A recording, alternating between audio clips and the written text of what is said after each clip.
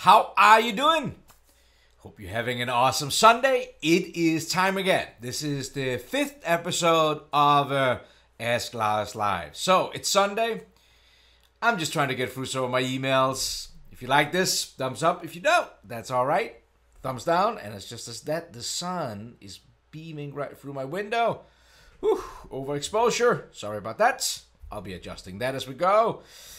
Yes, so this is just me trying to answer some of the emails I'm getting in on lars.christensen@autodesk.com.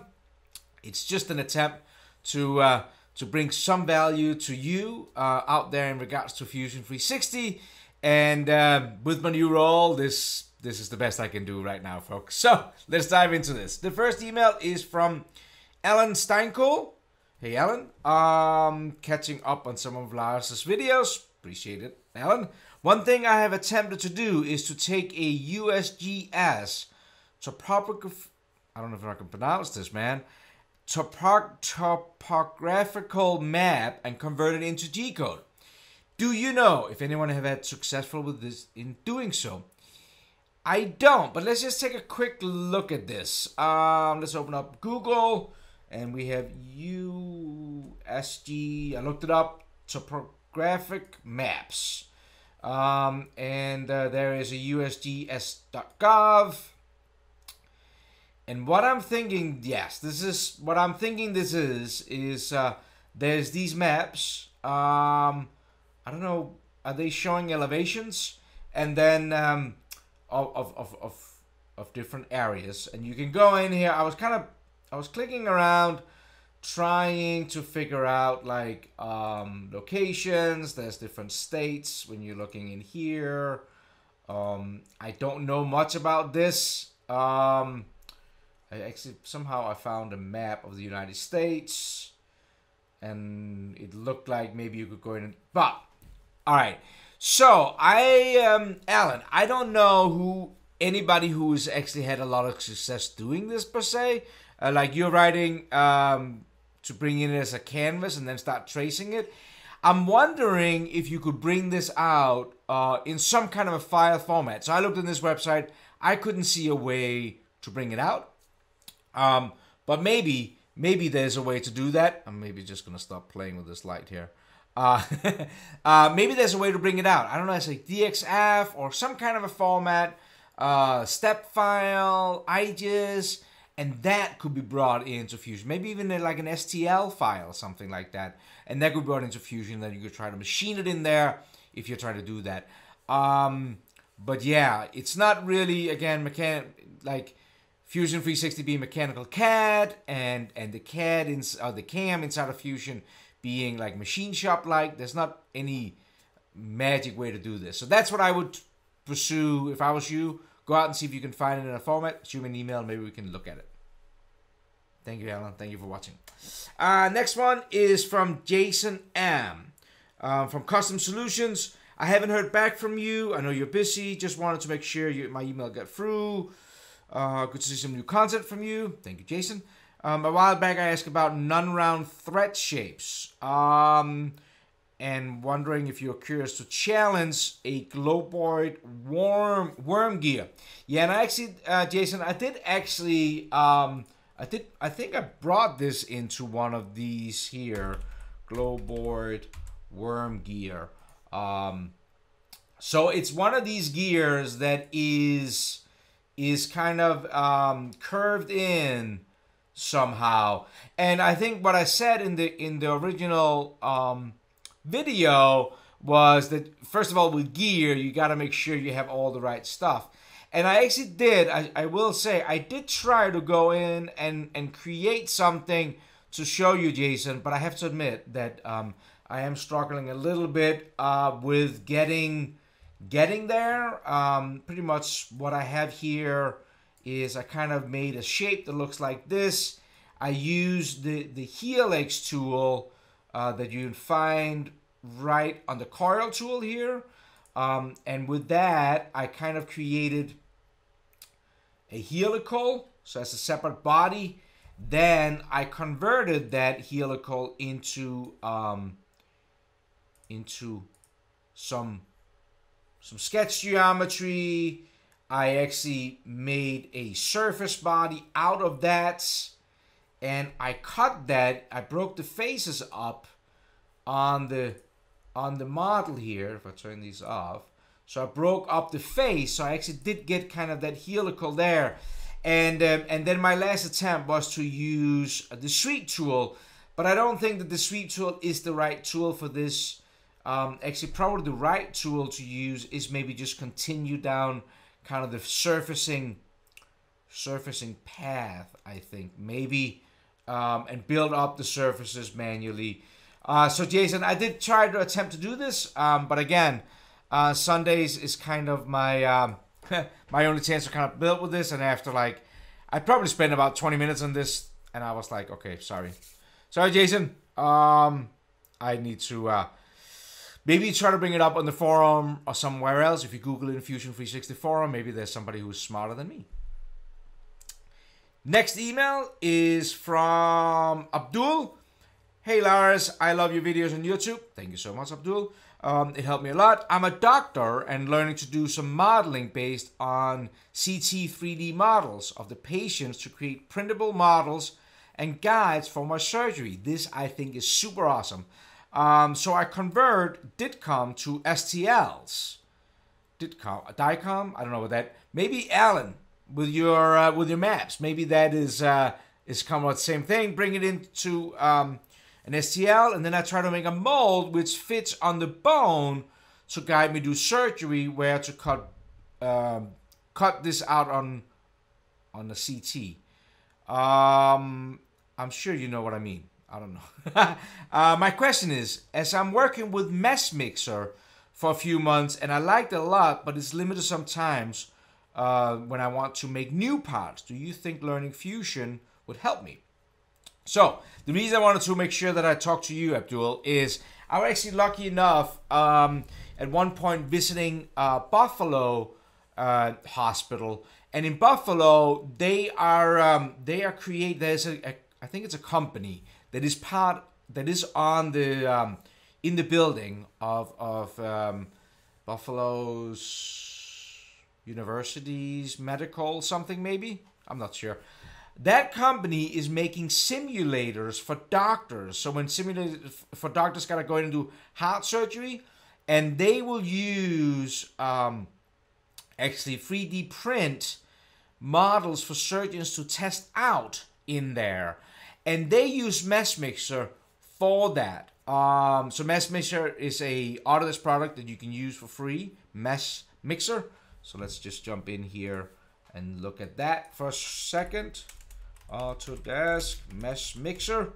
And actually, Autodesk Mesh Mixer. Click on that. There you go.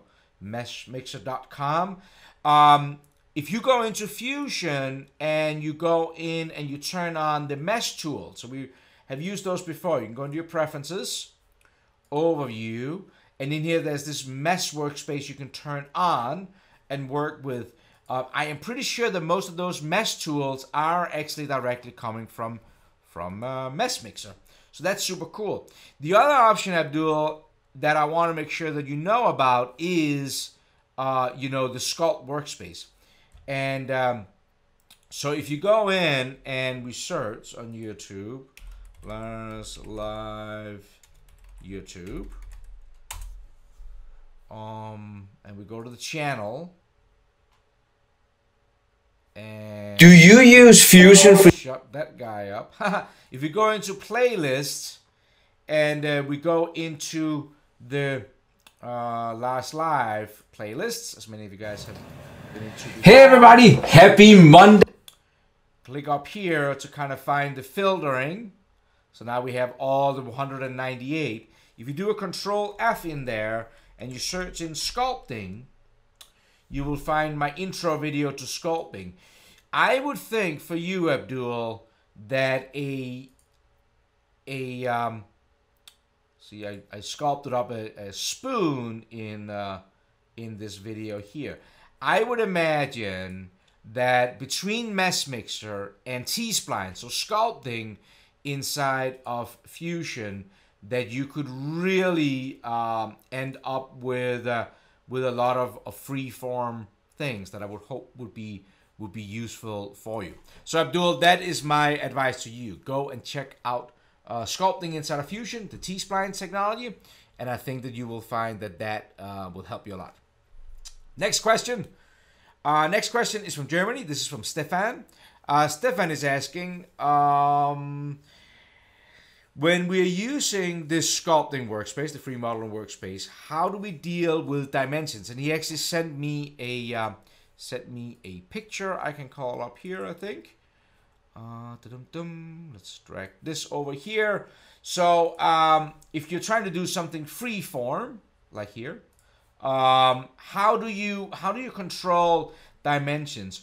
What I normally do, and this is just kind of my way to deal with it, and there might be other better ways, is if you create a new sketch and you kind of draw up a boundary box, right? So if we made something like that was 100 by 200, you can use that as kind of your boundary. So when you get into the workspace and you're playing around in here, in this freeform, you can see here that even in here I could play with dimensions too. But when you get into this workspace and you're playing around with your sculpts, that you having that outside frame to kind of utilize that for kind of your guide.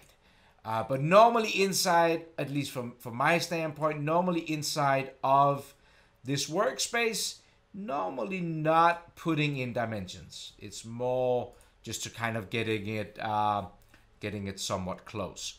I hope that helped you, Stephan. So that's kind of how I work with it. Draw something up and just kind of play around with that. All right. Happy Sunday, everyone. Again, if you like this, thumbs up. If you haven't subscribed to the channel, I would absolutely appreciate you do that too. Just click that subscribe, click the little bell icon, and you should be good. Just me trying to get through some emails. Hope this is good. Hope this was good. Alan, Jason, Abdul, and Stephan. All right, let's get into to modeling some stuff. That would be good after 12 minutes here. Next one here is from Ernie. Ernie writes, "Hey Lars, I have to machine the unequal bevel you showed me how to create. How can I do that without setting it up on an angle block? Thank you so much." Hey Ernie, you're so very welcome. Let's look at that. So, talking about unequal bevels. So let's go in here and just draw something up. Ooh, this is good because there was a couple of people who were complaining about my my video last week. Where we were talking about blending edges. So maybe this will help. So the way I showed Ernie to do this a while back was to create a new sketch on top here. And I'm just going to create an alpha line. I'm just going to draw a line. This is not important. Like that. One line there. That is one sketch. And then I opened up another sketch on a face here on the side, and I placed a point. Just a single point wherever you want. Let's place it down here. Now I have a line and I have a point. And another way I could have done, I think it was last week where I did offset edges and people were complaining about not using loft. I could absolutely have used loft for that too. So just like that, I could have blended in edges. I was playing around with the filler tool using the offset in that, and I used a sculpt face also. I'm just trying to show some different ways, but this is absolutely an unequal bevel, and you can control all that you want. We could have gone back to this point here. We could have dimensioned it if we wanted to have had a little bit more control over it. So let's make it 65, and everything will update with that. How do we machine it, Bernie? Well, with this created, we can go into manufacturing. Let's go and do a cam setup. Make sure you got the Z-axis being right. And if you want to machine this without have to set it up in a weird angle, the easiest thing would probably be to use a ball end mill. And for that, I would use a contour toolpath.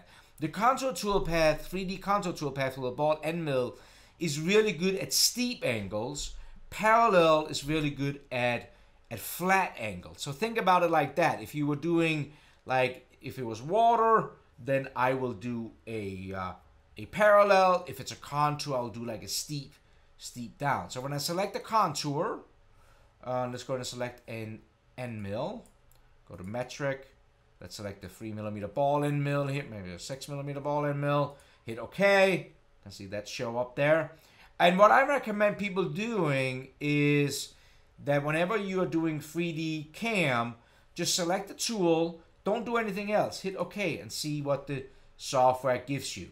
So assuring that you're not selecting all different kinds of things when you go back in. And this actually looks pretty dang good. So what we get if we simulate this is you will see red collisions because I didn't rough out. This is meant as a finishing toolpath. But what you're seeing here, Ernie, is kind of the tool just machining down those faces step by step by step by step by step. That would probably be the easiest way to machine this, I think. So that would be my recommendation to do that. I hope this was useful, Ernie. Utilizing, and most CNC machines can do 3-axis, right? So it's just kind of like positioning down with the Z-axis and going machining down all the way there. All right. Haha. Hope that was useful, Ernie. I am overexposing. The light is just going through. All right, let's go to the next one. The next one is from Ken. Thank you for your YouTube beginner videos. You're very welcome, Ken. I'm trying to draw up a collar for a 100-year-old Parker Vice. I have a drawing of that Ken supplied an image. I think is absolutely awesome. There you see that. Now, so Ken's question is trying to positioning lettering is kind of hard. I'm trying to positioning it like a 22 by 22, and when we're looking at this image, it's kind of hard to line it. When we're looking at it, like we can see here that the lettering, it's kind of hard to align up. I don't know, Ken, if I have the magic answer to you, but I'll try. What I would do, let's open a new file here. Let's draw up a circle, C for circle. I would create a, I would actually create a construction circle that I would use. So here have a circle. Then I would create on that face, wherever you're going to place that, let's do it 150. Those letterings, I would have a circle that I'm just using to line it up. And then you could do, like I think you are on the right track with kind of creating some, you know, some lines out in different angles. That I think is legit. So D for dimension, you could kind of starting your lettering, but when it comes to the letters themselves, and then you could actually put them all into one sketch. So if I place here and I hit P, and then you get to you can spin it around, and you're right, you can move it. You cannot snap it into when you're dragging this, you can't snap into a point. But what I would do was I would just zoom in, because to be honest with you, Ken, when it comes to text like this, it's really just, if it looks straight, it is straight. Good old Jimmy DeResta saying, I think. So you could place this point. You can see how you kind of get a shadow, but you can place this point close to that intersection, and then look up here and start playing with the angle, and you will see that it intermet with 5 degrees, but you can't type in here. So if I do minus 122, that's too much. 121, that's still too much. 120, that makes it a little open. 0.5, that there looks like it's following pretty dang close that line. I'm gonna hit enter to that. So then we had the first P there. If you wanted to, maybe you will do the calculation. I'm not going to do that right now, but You could now go ahead and do another letter and just place that. Let's do the A, capital A. And I personally, I will be playing around with this. So let's zoom in here, and probably because this is flat, probably be more close to try to find the inside angle there, and then do the same thing up here with the angle to say minus 129, that 0.5. That looks pretty close right there. Maybe hit OK to that. Maybe you had to, you know, you would have to play with the letters here, but you can definitely do this and get it. I have done this, and you can disagree with me, but I feel like I have gotten pretty dang close to something that I felt like looked pretty good. So again, if you zoom in close, that's kind of on the circle. That is not. So minus 135.5. No. 0.7. 0.6. 0.5. You get what I'm getting at? I'm kind of just lining everything up the best I can. That's how I would do that, Ken. But yeah, I mean, maybe you wanted to play with this angle and the lettering sizes. You can always go in and double click on the letter again here, and you're back to where that was. So you can see that it remembered the angle over here, the placement. You can make the letter, you know, bigger if you wanted to, and adjust them and place them. So you can always come in and play with them like that. Ken, was that useful? I hope that was useful. That's how I would do it. Like I said, I'm using the Jimmy DaResta kind of thing that is like, you know, when it looks straight, it is straight kind of thing. Perfect. Thank you, Ken. Hope you like this. This is just me trying to answer some of my emails. If you haven't subscribed, it will mean the world to me you do. Next one is from Scott. Scott, big fan of your channel. Thank you so much, Scott. There's a lot of very useful information. That's perfect. Keep it up. I will. Question about cam and lathe turning. Yes, so this is good. Ken. No, sorry, not Ken. Scott. Sorry. Also sent me an image. Boom, boom, boom. Let's get that up. Open that image up. So that is a tricky little custom tool here. So a back boring tool that has an insert on it. How would you go about defining this in Fusion? So let's get into Fusion here. Let's open up a new document. So if we go into the manufacturer workspace, you will, if you remember, that there is a form tool in here. We used that a couple of tools before, but if you hover over it here, Mike Matera's awesome notes comes up, and you will see that this is for milling. So it's not, we don't have the capabilities, as far as I know right now, inside of Fusion to draw up a cam boring bar per se, but I want to make sure that if we go into tools, and sorry, that was me double clicking, and we go into one of our tools in here, you can define up here this was the tool we drew up the other day for Excel. You can define a new turning tool, and you get to do different things in here. So be aware of that. You have control over the different inserts. You also have control over the different holders in here. And so you can actually go in and do a turning boring bar. And there's a lot of different options in here. It could be like a 15-degree tool, what actually looks pretty close to what you have. But you also have a custom function down here. And now you can actually start playing with a lot of the different things. So you can actually go like minus 20. So I would think, Scott, this is probably your best bet. So go in here, define that tool with, you know, whatever your specific options are, with the specific tools that are in here. There's also custom tools in here that you can you can go in and you can create with all, you know, turning becomes very specific. What is good and bad, right? So I think the diffusion development team are always very, very good at trying to make everything as easy as possible without making it too hard.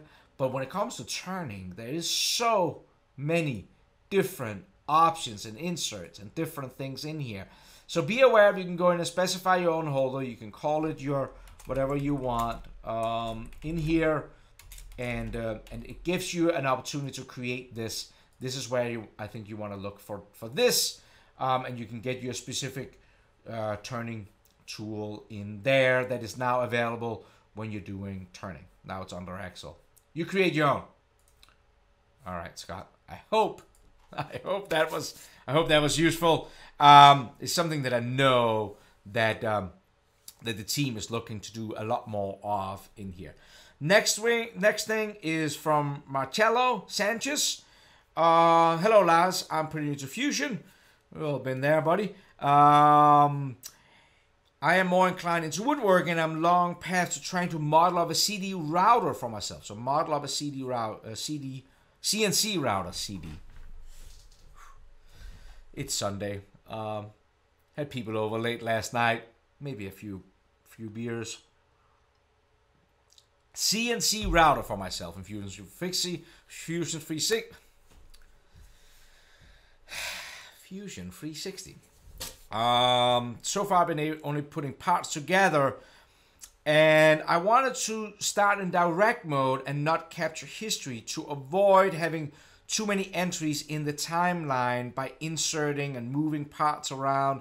Yeah, so I think I get what you're trying to do here, Marcelo. So the problem is that if you have if we go, let's get rid of this part here, getting too much open. If you're starting out a file and you have the timeline down here, and you are bringing in all different kinds of files, and you're joining them using the join command and different things over here in the sample, that you end up with all those down there. Now, in a couple of live streams ago, we talked about we can actually grouping things together, so you might want to check that out.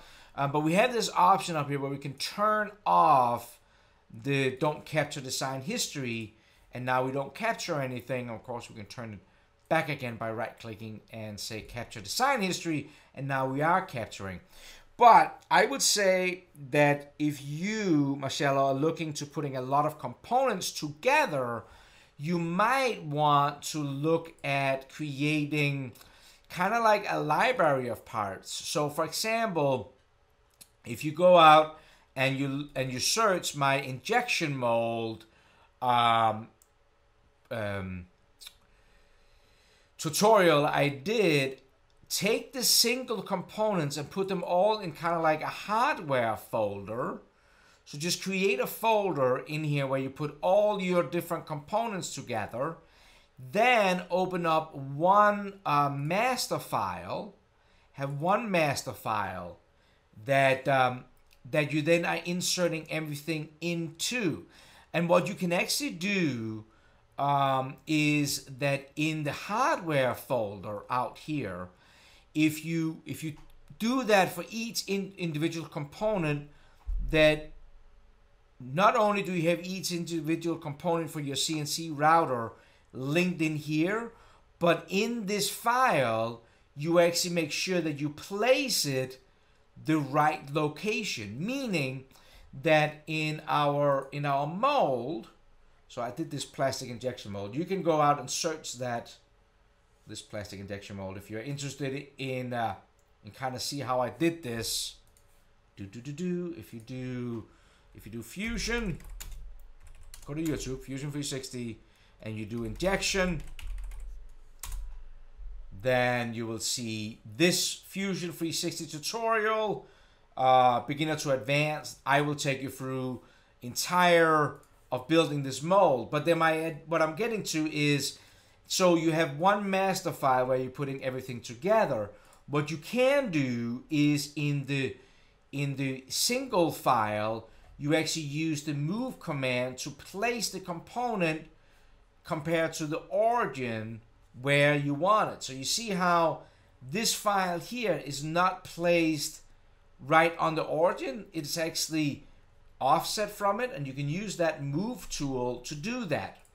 The idea behind this is that if you taking your single component and you use the move tool to place them where they actually going to end up being in the mold in the last file, when you bring them in there by right click and say insert into current design, then they will come into place. Does this make sense? I hope this makes sense, Marchello. So literally what you can do if you want to is having, you know, you're bringing in, let's say, the table for the CNC router, and you know that table is going to be, I don't know, 1.5 meters, 2 meters off the ground, for example. That you bring the table in, and compared to the origin, you move it up the 2 meters and save that as a single file, so it's offset up. Now you open up a master file where you're going to put everything in. When you bring that table in, it will be that 2 meters away from your origin, but maybe it's the ground level. For the legs, you open up the legs, and you maybe in the single file for the leg, you move them out, you know, whatever the distance is out from the center and over, and you maybe even patterning it in there for places, and then you bring it in. Maybe this was something I should have shown and modeled up. Send me an email, Marchello, and we can look at that. Hope that was somewhat useful. Next one is, good morning. I'm emailing you in my design for a new Sandvik turning insert, the Coral Prime, and programming that in Fusion 360 or in Vendor. That's another good question. It's kind of a turning question. Like we just went through Scott's, where how to define a custom tool. The same thing with the Coral Prime. So the Coral Prime is a pretty cool new tool from Sandvik. I love Sandvik. I've been using Sandvik tools for a long time. I should get a T-shirt. I don't know if you can buy a T-shirt from Sandvik.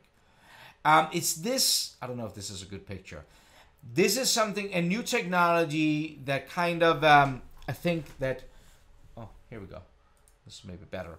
I think this is fairly new, the way that Sandvik are dealing with this.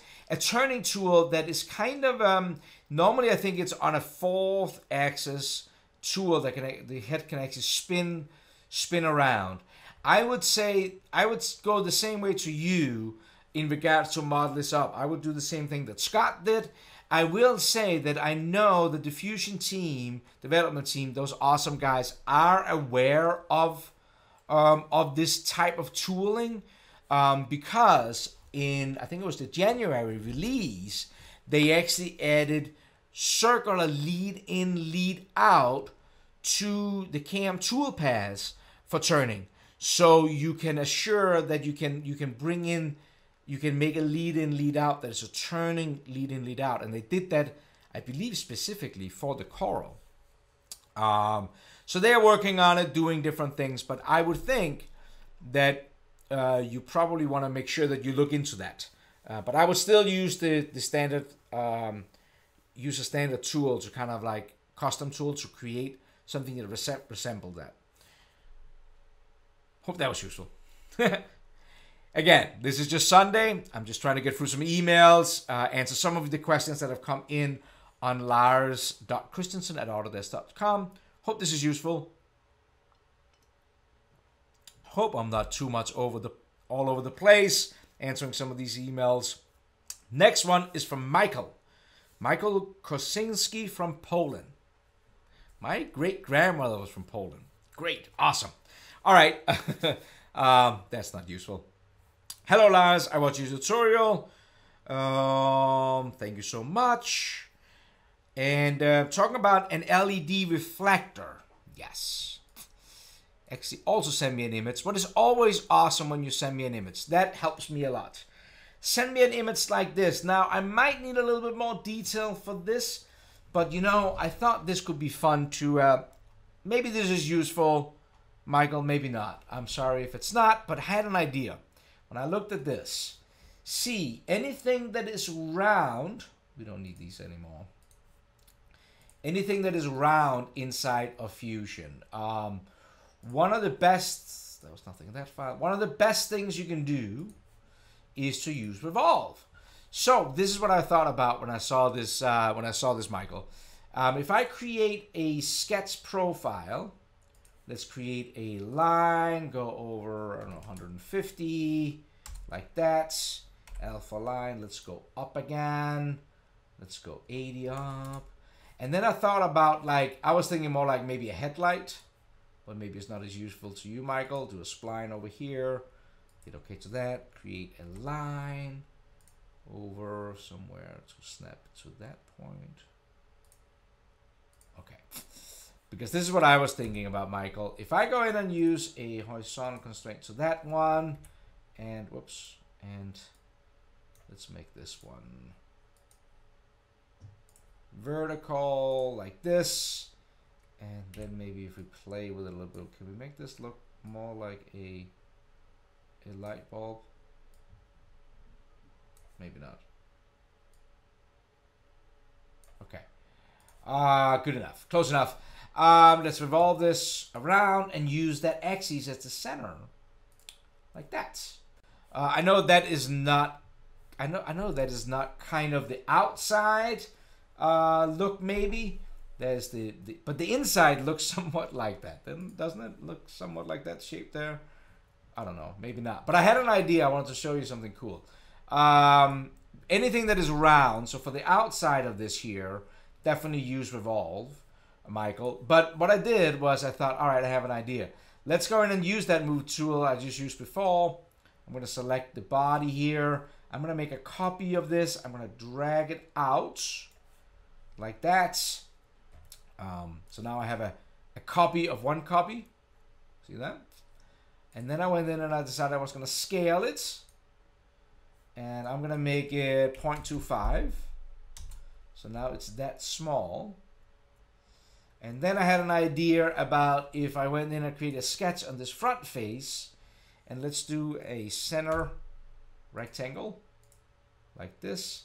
And I thought maybe we make it 50 by 50 like that. And actually, yeah, that will work. And then go back to the move tool and select that on the center. But instead of using the standard moving it around by dragging the handles, we could hit from point. Select that point, right? Select that center point to that corner point. And now it's sitting in there, that body.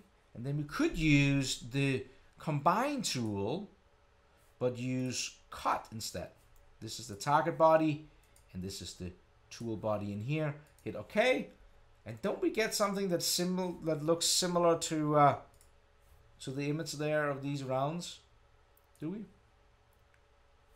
Am I being creative, or is this silly?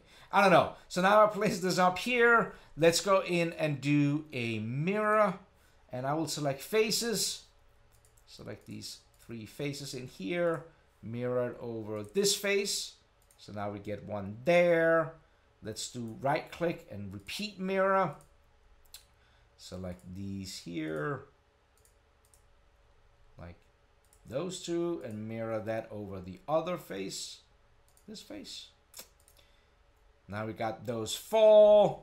I don't know. I thought this was kind of a creative way to do this. But you see how they're overlapping in there? So let's go and right click on the original sketch. Let's delete this sketch and make them equal. So we only have to control it one place. There we go. And let's try to make this one 40. Finish sketch. They're just about touching. Right click, edit. Let's make it 35. Now they're intersecting. Maybe that's a little bit too much. Edit. 37. Yeah, that looks like something a little bit similar, doesn't it? You be the judge. And then when I looked at this, I thought, all right, let me just do a Q for press pull, select these inside faces, and just drag that through there. And I don't know what I have created here, Michael. It looks like something that could be electronic. I don't know. I thought that was a fun little way to model something up. Maybe it could inspire somebody out there to just see some different ways to do this. This is one of the things that I find interesting when it comes to model things up inside of Fusion, is there's all these different ways to do it. So again, some people were complaining last week when I did, I was kind of like trying to blend two areas together, and some people were saying I should have used loft instead of using the setback fillet, or using what I used was the sculpting environment. I just love, there's so many different ways you can do this. I know if you're brand new, it does get a little frustrating because you're just looking for that right way to do it, so you can get the dang job done. But I kind of like to play around with some of these different ones. I hope that was useful, Michael. I thought it was a fun little exercise. All right, let's move on. Next one is from Taron. I think that's how you pronounce it. Theron or Taron West. I'm watching your videos off and on. Yeah, I think that's good. I don't believe I've seen you use the carbon fiber in any project. Ooh. My question is, would it be easier to fabricate mock-up parts in Fusion using sheet metal option and then create negative part? Well, Taron, maybe one of the problems I haven't used most of it is because I don't know too much about carbon fiber. That could be it. That might be the best reason, actually. If there's one thing I know, is I know nothing. No, but I have actually done it in some other videos that I think are on the Autodesk channel. I don't even know if they are on this channel. What I have done is using molds, and I actually do have a, I did do a, I don't know if I think I used it for casting. I did do a video of kind of how I would do a casting. Yes, that one right there. How to make a casting mold. That is probably pretty close to how I would do that. So if you type in Fusion 360 Lars casting mold, you should see this video. That's probably what I would do, because as far as I know, and this is maybe where I get myself in trouble a little bit there on, when it comes to carbon fiber, is you're kind of like taking this cloth, right, and you're laying it in there and you paint it with something that makes it soft, and then it becomes hard, right? Is that how it works? And I wonder, now I'm wondering, is there actually inside of Fusion, there's got to be a carbon fiber appearance you can put on something, isn't there? Let's get out of this. Did they,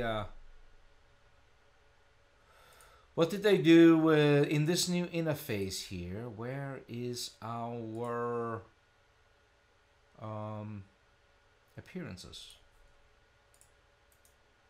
Appearances, isn't there a, there's got to be a carbon fiber. Did you know you can search in here? Carbon fiber plane. Yeah, that looks very carbon fiber. And know too, if you're getting in here, if you're applying something like this carbon fiber, you can right click, you can edit. So you can actually play with a lot of the things. So first of all, we can play with the rotation of it, and you can also scale it up and down. So depending on what you're looking for to do there. So that might be a little bit of a side to that one, Theron. But yeah, I would look for that casting mold and use that. Next one is from Ben. Hey Lars, I have a question. I will try to answer it. I'm trying to create a wheel with spokes. Yeah, so this one here I definitely want to do, because I think this one is kind of really interesting, especially if you're fairly new. I didn't switch the camera over. There you go. This one here, Ben sent me this. So trying to come up with a couple of different ways that you can use parameters to get spokes and have it updates when you get spokes. So let's go in and look at that fairly quickly here, because I think this is a good one. So let's open up a new document, and I'm gonna do pretty much what I think Ben kind of like did in his first one. So I'm gonna open up a sketch, and let's do C for circle, and let's draw up a circle here, 250.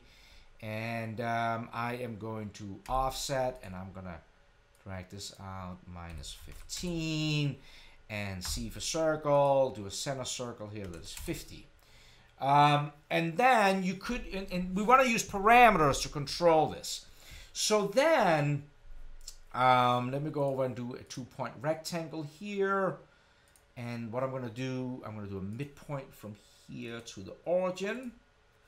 And then I'm going to do a tangent, the tangent relationship from this face to this face. And then I'm just going to control the width of this. Okay. So what you could do, and this is what I think that Ben played around with this. I'm not saying that Ben was lost here. I think actually he maybe got close to a solution. What you could do here was you could go in and say, all right, I want to do a circular pattern. And the objects I want to do is these 4 here. And I want to do it around the center point. So now I have 3. Right? And if I finish this sketch, and now you go into parameters, change parameters, and in here you will see that you actually, under sketch, it's sitting right there. We can actually control this. So if I change this to 5, hit OK, boom, look at that. Do you see that? Let's go ahead and do that again. Modify, change parameters, change this to 8, hit OK, boom. You see how that is updating, and you're thinking that is awesome. Now, then if you go now and you say, okay, let's extrude this, and we went in and we selected, now I'm going to have a mess on my hands of selecting everything in here. This would have been easy if I only had 3, wouldn't it? Maybe I could window select this. Somebody's yelling at me. But that is what happens when I am doing live and not preparing enough. Plus, I don't mind left clicking. Okay. Right, now we have a great spoke, well, spoke, whatever. The problem is that when we go back in now and we change the parameters, and this is what Ben realized, is that when we go back to 3, yeah, this is not good. Why is that? Well, the problem with this is actually that this is happening in a timeline fashion. So the way Fusion does this is it works down here in history. It does this first, then it does this. What means that when we are changing numbers inside of the first sketch, it doesn't know when we go in and edit this one, really things are missing in here. Like that, now when we change this to 3, there's really not 22 instances anymore. There's a lot fewer. Maybe if I go in and I go the other way, this will be easier to understand. Whoops, I didn't select everything. Select this one here. Right, beautiful, beautiful thing here. We go in and we now we're going to change this to 8. It will become 8 in the sketch, but that is not what was selected in the extrusion. So it does this. It gets confused because it doesn't know what happened afterwards. So the trick is, instead of doing this, let's open a new file. The trick is to have the update in the parameters happening as the last thing and not inside of the sketch. So let's go in here and draw this 250, and we had an O for offset, -15, and we had C for circle. This was 50. The easiest way actually is to bring this out and probably bring it into a couple of different sections. I would start bringing it out of, simplify your sketches as much as you can.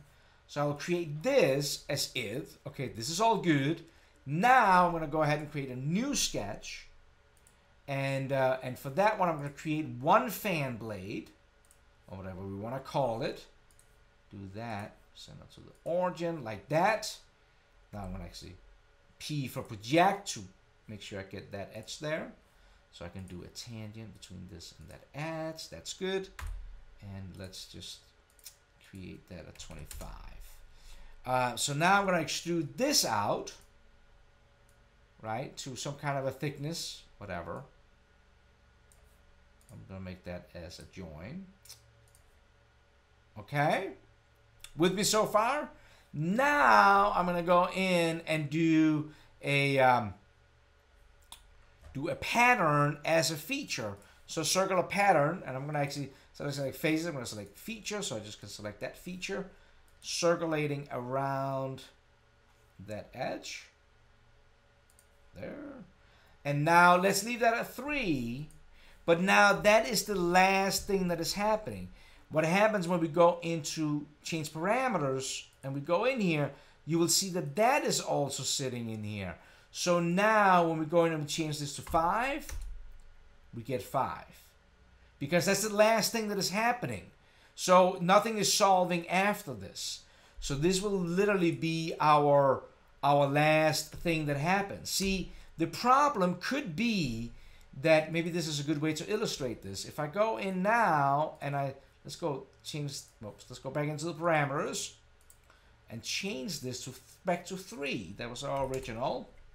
See how nice it updates? If I now start adding fillets to these, and this is just how, this is just how parametric modeling works. That it's all history based. So if we go in here, we now add some kind of a fillet to these spokes. Beautiful, right? If I go back in again and I change that parameter in there to 8, you see how it's only some of them that's getting fillets because the change happens here and now the fillets comes after. So what do you need to do? Well, you need to take that into account. And the way to take that into account is to get this fillet back before we're doing anything. So we would actually go back down here and say, all right, so let's go back in and change. And it's actually easier for me now to go back to 3 because that's where I kind of like started, right? And say, all right, what is happening before my revolve here? Remember how in the revolve we did the feature of 1? Well, maybe it's easier if I go back in to number 1, now add my fillet in here at 5, right? So now that is in there. This is all good. When I go back now and I go in and edit this one, instead of just selecting that one feature to fillet, or to object, I'm going to select that fillet also as part of it. Select those 2 again. Or maybe I can't select. Hang on, let me just delete that. I think I have to multi-select here. Select these 2. Hold down Control. Let's do a circular pattern. Now they're both selected. And now you will see I got the fillets in there because this one is capturing both these 2. And now again, the parameter is now controlling because that's the last thing. Now you will see all of them have fillets on it. Oh, I didn't. Yep, so now they all look in there. What do you think, Ben? Was that useful? That should be useful to somebody, I think. At least so just understand that that's how that history tree is functioning. It has to be in the end. I think that was a good one. Thank you, Ben. Really appreciate it. Thumbs up if you like this. Thumbs down if you don't. That's okay. It's just a Sunday. I'm just answering some emails. I'm just trying to add a little bit of more value to you. All right. Next one is from Max. Hey, Max. Thank you so much for taking the time to write an email. So, hopefully a quick answer. How do you auto center, say, a circle in a square or a rectangle? I know, for example, I could draw a box, say 50 millimeters square, and a circle, say 20 millimeters diameter, and then set a distance to the edge from the circle.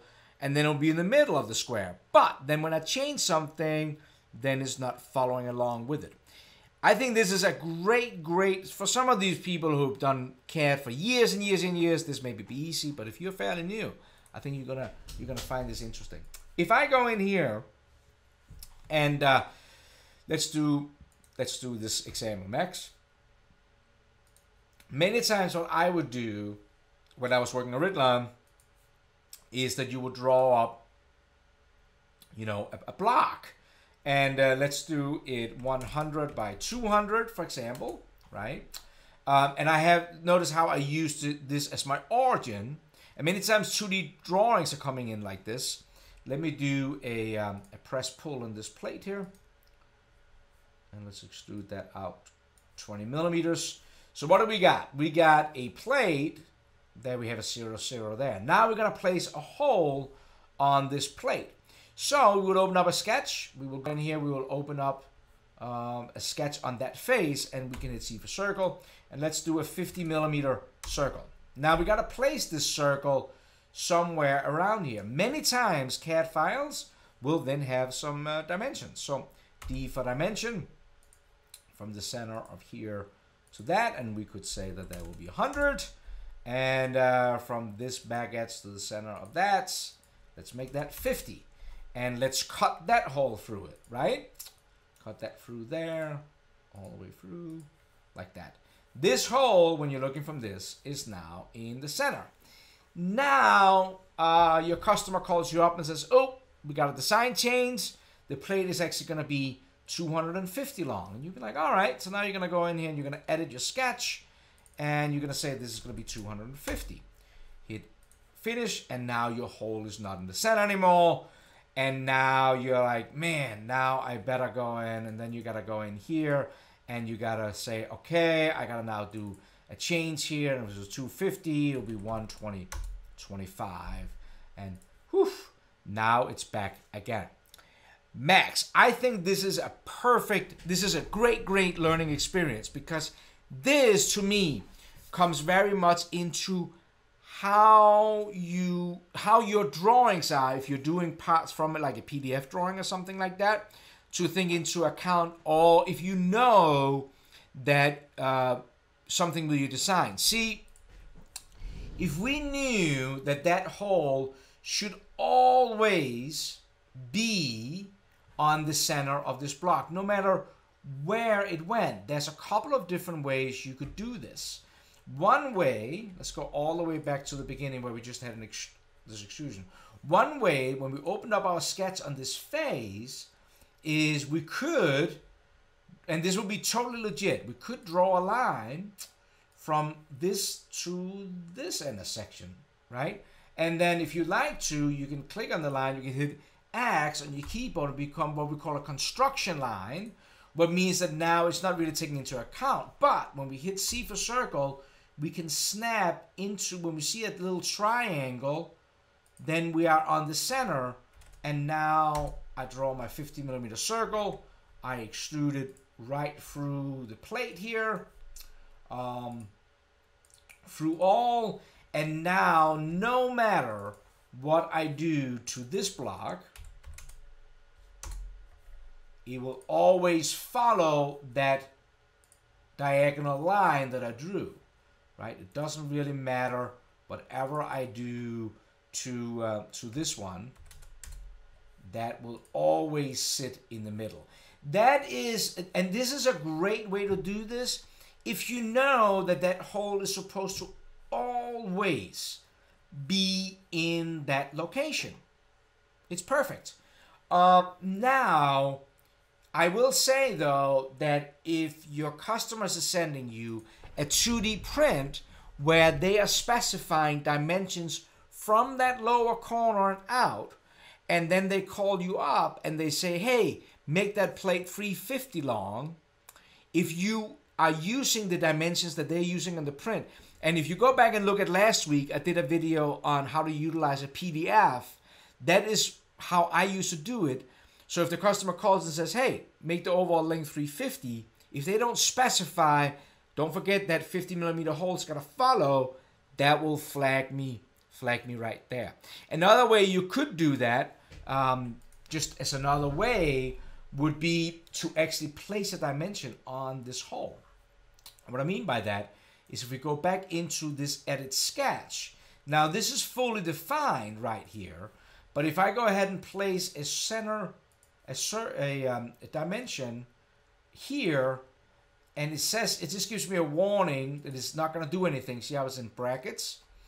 If I close that sketch and I go over here to that is the sketch here, and I right click and I say show,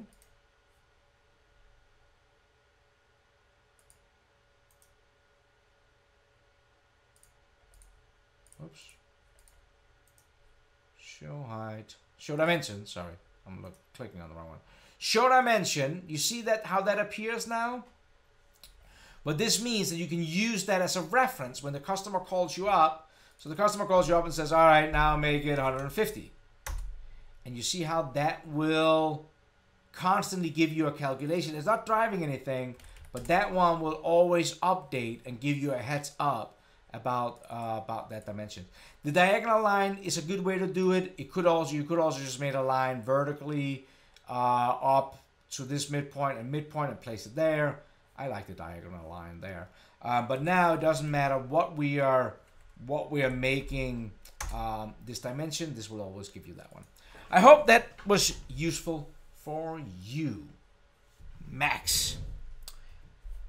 All right, let's do. We gotta be close to an hour. Let's do a couple of more. Next one here is from Joshua. I'm sorry for pronouncing your name wrong. If I have a basic video tutorial on lathe, there's been some lathe questions today.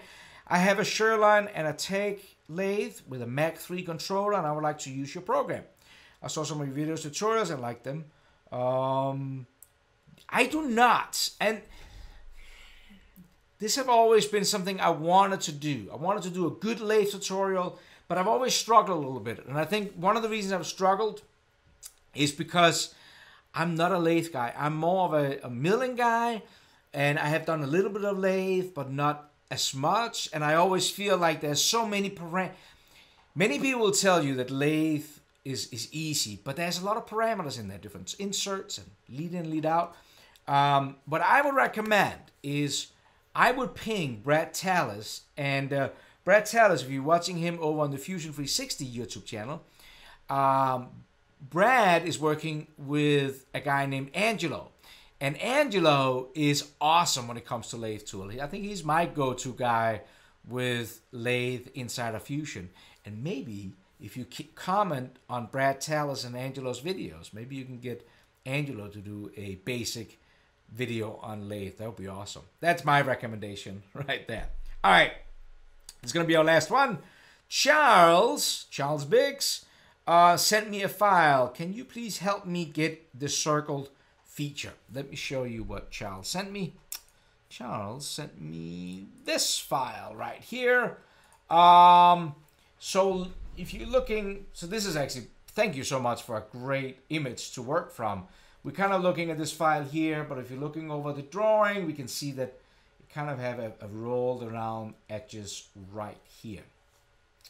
I have had no luck getting to the features made with draft, rip, or extrude. That is because I would probably use loft. you were just missing one, Charles. Let's do that one quick. Again, this is just me trying to answer some quick questions on a Sunday. So if we go in here and start a new sketch and see as for the center rectangle, let's make this, I don't know what it is, 100 by 100. Let's extrude that up, give it some little bit of thickness. Boom, boom, boom. 10 millimeters, probably good. Let's add some radiuses on here, like this. Let's make it 10 millimeter radiuses. So what we got right now, when we look, oh, not that image.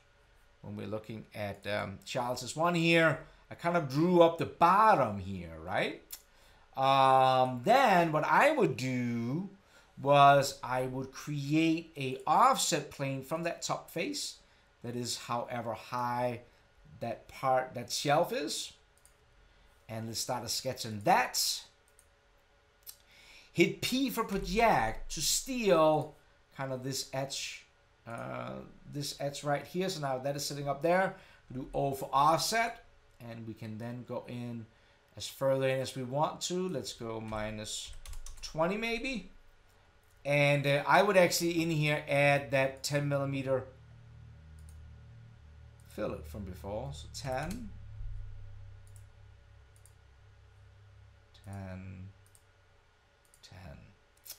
10, right? So now we kind of have that sketch sitting up there, and then the loft is your friend here. Press the loft tool, select that insert, select that out there, and look at this, Charles. There you have a nice rolled around edge. And just as I'm looking, so that will give you that rolled around edge that you're looking for right there. And then just to finish it up, just so you kind of see what I would do with the rest, let's go in and create an insert pocket here. S key to get my center rectangle. Let's make that 35 by 35. Q for press pull. Let's cut that shelf down there. So now we got that center in there. And then we have 4 windows. And we could do 4 windows by opening up a sketch on inside of here. Ooh, and remember last week I showed that slice tool in the sketch that will kind of give us. So now we're slicing through so we can kind of see on that face. This makes life a little bit better. I'm not going to fully define this. I'm going to make a window. I'm going to hit Q for press pull to drag that through there. There is 1 window. And now we could do a circular pattern. Select the feature, that'll be that cut. Axes, gonna be the blue line, and we'll do 4 of them. And there we have that. I think, Charles, you let me know if I'm wrong. I think this is what, when I'm looking at this image over here, I think that what you were looking for was this. Am I right? Am I wrong? I don't know. That was about an hour. I hope this was useful. Just trying to add a little bit more value to your day. Charles, if you like this, thumbs up. If you didn't, thumbs down. Leave the comments. Love those. That was a little over an hour on a Sunday afternoon. Again, with my new roller Autodesk, I have a hard time keeping up with all the emails. This is an attempt to show a little bit of that. Until the next time, I hope you have an awesome, awesome day. Let's see if I can get the outro to work in this one, because I couldn't get it to work the last time. I'll try one more time here. Until next time, have an awesome, awesome day. Take care.